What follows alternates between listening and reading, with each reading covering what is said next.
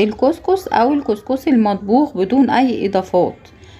طبعا المطبوخ على البخار اللي بيبقى موجود طبعا في الاسواق بدون اي اضافات.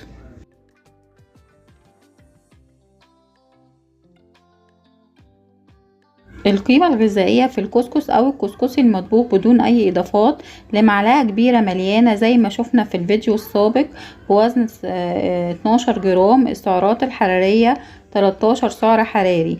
بروتين 45 من 100 جرام. كربوهيدرات 2.78 من 100 جرام. دهون 1 من 100 جرام.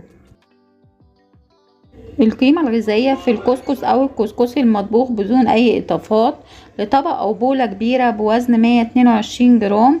السعرات الحرارية 136 سعر حراري. بروتين 4.62 من 100 جرام. كربوهيدرات 28.3 من 10 جرام.